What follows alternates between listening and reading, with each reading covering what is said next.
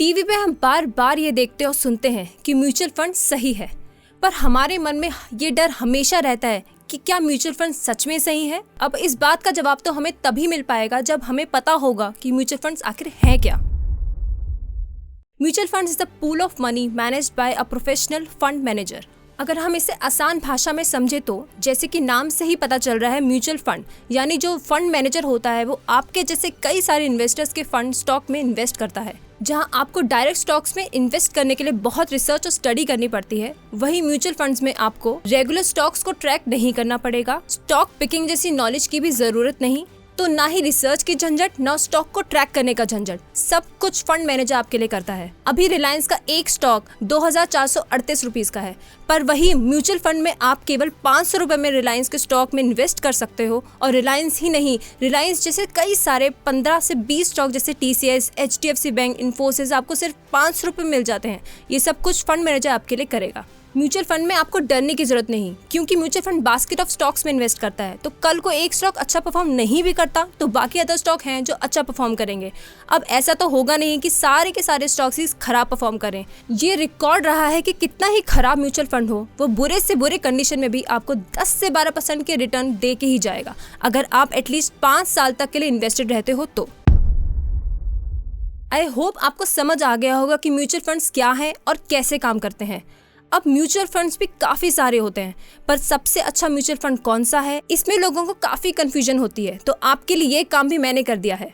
मैंने आपके लिए टॉप 3 म्यूचुअल फंड सिलेक्ट किए हैं। पहला म्यूचुअल फंड जो हमने सेलेक्ट किया है वो है HDFC index S&P Sensex direct fund. इसको चूज करने का रीज़न ये है कि बहुत से म्यूचुअल फंड्स ऐसे होते हैं जो अपने बेंचमार्क को बीट ही नहीं कर पाते, पर इस म्यूचुअल फंड ने अपने बेंचमार्क से अच्छे रिटर्न्स दिए हैं।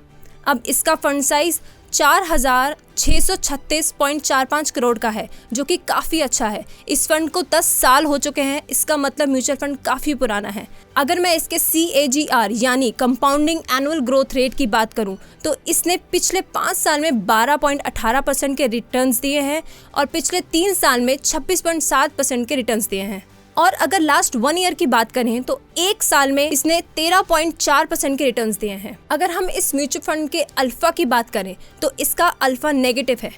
अब अल्फा बताता है कि म्यूचुअल फंड ने अपने बेंचमार्क को बीट किया है या नहीं। अगर अल्फा 1 है तो इट मीन्स म्यूचुअल फंड्स ने अपने बेंचमार्क को 1% से बीट कर दिया है। और HDFC index S&P Sensex direct fund की बात करें तो इसका अल्फा नेगेटिव है। वो इसलिए क्योंकि मार्केट में पिछले 1 साल से करेक्शंस देखे जा रहे हैं, बाकी सब रेशियो इसके पॉजिटिव हैं। अगर आप चाहते हो कि मैं म्यूचुअल फंड्स के रेशियोज के ऊपर एक सेपरेट वीडियो लेकर आऊँ तो let me know in the comment section. एक चीज़ है जो किसी भी म्यूचुअल फंड में चेक करना बहुत ज़रूरी है, वो है एक्सपेंस रेशियो। एक्सपेंस रेशियो आपको बताता है कि म्यूचुअल फंड हर साल आपसे कितना % चार्ज ले रहा है आपके म्यूचुअल फंड अकाउंट को मेंटेन करने का। ये रेशियो जनरली 1 से कम ही होना चाहिए। और HDFC के एक्सपेंस रेशियो की बात हम करें तो काफ़ी कम है, विच इज़ 0.25%, जो कि काफ़ी अच्छा है। अब अगला म्यूचुअल फंड हमारे पास आ जाता है मिड कैप कैटेगरी से, और इस फंड का नेम है PGIM India mid cap opportunities fund. इस म्यूचुअल फंड की जो पास्ट परफॉर्मेंस गई है वो काफ़ी अच्छी है। कंसिस्टेंटली इस म्यूचुअल फंड ने जो रिटर्न्स दिए हैं वो काफ़ी अच्छे हैं। तो अब मैं PGIM India mid cap fund के बाकी पैरामीटर्स की बात करती हूँ। तो इसका फंड साइज 8072 करोड़ का है।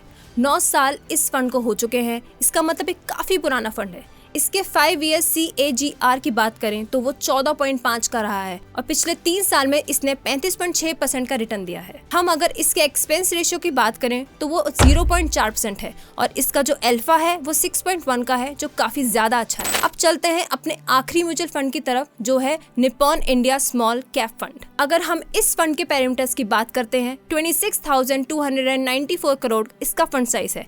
फंड एज की बात करें तो 10 साल इस म्यूचुअल फंड को अभी तक हो चुके हैं। इसका CAGR रिटर्न्स लास्ट 5 साल में 16.3 का है और पिछले 3 साल में इसने 47.18% के रिटर्न्स दिए हैं। एक्सपेंस रेशियो की बात करें तो इसका थोड़ा सा ज़्यादा है बाकी दोनों के कंपैरिजन में, बट कैटेगरी वाइज काफ़ी सही है, जो कि है 0.8%। इसका अल्फा भी काफ़ी ज़्यादा अच्छा है, जो कि 9 है, यानी बेंचमार्क के कंपैरिजन में इसने 9% ज़्यादा अच्छा परफॉर्म किया है। ये सब म्यूचुअल फंड्स जो मैंने आपको बताए हैं, इन्होंने काफ़ी अच्छा परफॉर्म किया है। और जैसा कि ये म्यूचुअल फंड काफ़ी पुराने हैं तो जो ट्रस्ट फैक्टर है वो भी काफ़ी ज़्यादा बढ़ जाता है। आप ऐसे ब्रांड पे ज़्यादा ट्रस्ट करोगे, ज़्यादा बिलीव करोगे जिसका एक्सपीरियंस है, रेदर देन अ न्यूबी, राइट। तो म्यूचुअल फंड्स का केस में भी सेम होता है।